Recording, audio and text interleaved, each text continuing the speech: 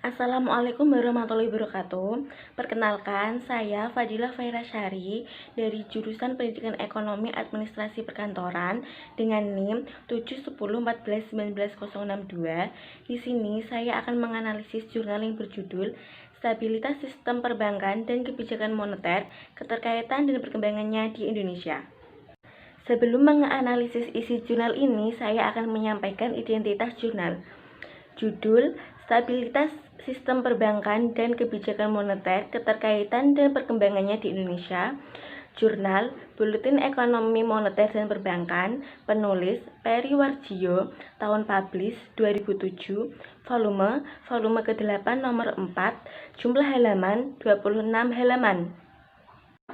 Jurnal ini berisi tentang eratnya keterkaitan antara perbankan dan kebijakan moneter dalam hubungan stabilitas perbankan dan stabilitas moneter yang mengacu pada kasus Indonesia sejak krisis 1997. Dalam jurnal ini dikatakan bahwa stabilitas moneter dan stabilitas perbankan merupakan dua sisi yang saling berpengaruh dan menentukan satu sama lain. Hal ini berarti kebijakan moneter merupakan hal yang signifikan terhadap stabilitas perbankan. Begitu juga sebaliknya, stabilitas perbankan merupakan pilar yang mendasar efektivitas kebijakan moneter. Keterkaitan kebijakan moneter dan perbankan terjadi melalui dua tahap transmisi moneter dalam proses pemutaran uang. Yang pertama, merupakan interaksi antara bank sentral dan perbankan dalam berbagai aktivitas transaksi di pasar uang yang meliputi dari operasi moneter bank sentral dan manajemen likuiditas oleh perbankan. Interaksi yang kedua yaitu interaksi perbankan dan para ekonomi di sektor real dalam proses intermediasi keuangan dalam berbagai aktivitas ekonomi, baik dalam bentuk penerimaan simpanan dari masyarakat atau penyaluran kredit kepada dunia usaha. Lalu, pada jurnal ini mengatakan bahwa keterkaitan stabilitas perbankan dan kebijakan moneter pada konteks kondisi Indonesia tahun 1997 menekankan berbagai permasalahan seperti penanganan krisis perbankan dan implikasinya bagi kebijakan moneter, fenomena credit crunch, peran perbankan dalam transmisi kebijakan moneter, hingga permasalahan disintermediasi keuangan. Pada tahun krisis tersebut menyebabkan rendahnya kepercayaan masyarakat atas perbankan. Lalu langkah yang ditempuh pemerintah untuk menanganinya yaitu adanya program rekapitulasi dan program penjaminan atas seluruh kewajiban bank untuk para deposan dan pihak-pihak lain. Hal ini juga sejalan dengan buku yang berjudul Memilih Bank yang Sehat karya Djoko Nadi. Beliau mengemukakan bahwa angsuran deposito merupakan salah satu sistem terbaik untuk terciptanya perbankan yang stabil, sehat, dan efisien, sehingga dalam pelaksanaannya berhasil pada tahun krisis 1997 lalu. Selanjutnya, fenomena credit crunch. Credit crunch merupakan terjadinya ketidakseimbangan di pasar kredit.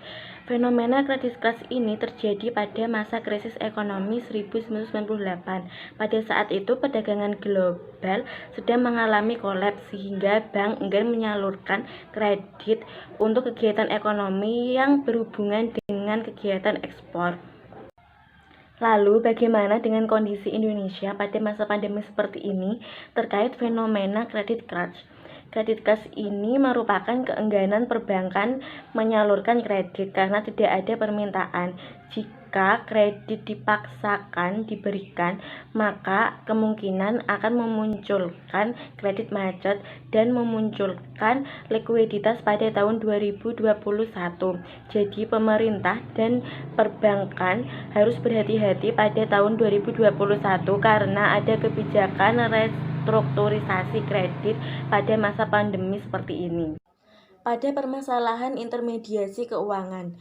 Intermediasi keuangan merupakan salah satu faktor yang menunjang efektivitas kebijakan moneter dan kinerja perekonomian secara keseluruhan. Pada periode 1997 sampai 1999, krisis nilai tukar dan krisis perbankan telah menyebabkan buruknya kondisi perbankan dan ketidakefektifan kebijakan moneter sehingga menyulitkan proses pemulihan ekonomi. Namun demikian, dengan berbagai langkah yang ditempuh oleh pemerintah dan Bank Indonesia, kinerja perbankan terus melakukan perbaikan pada periode 2000 sampai 2005 sehingga mendukung kebijakan moneter dan meningkatkan kinerja perekonomian secara keseluruhan. Sehingga pentingnya koordinasi kebijakan moneter dan kebijakan perbankan.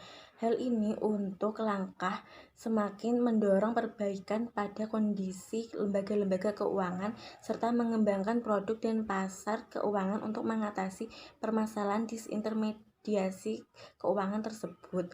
Koordinasi kebijakan tersebut juga perlu adanya analisis yang lebih mendalam dan yang lebih menyeluruh keterkaitan antara kondisi kesehatan dan kestabilan perbankan dan sistem keuangan dengan langkah-langkah kebijakan moneter. Jadi dapat disimpulkan bahwa stabilitas moneter dan stabilitas perbankan merupakan dua hal yang saling berpengaruh. Keterkaitan antara stabilitas perbankan dan kebijakan moneter merupakan upaya untuk menangani krisis pada tahun 1997. Langkah-langkah dan program pemerintah yang telah ditempuh berjalan dengan baik ke depan, sehingga dapat memulihkan perekonomian Indonesia.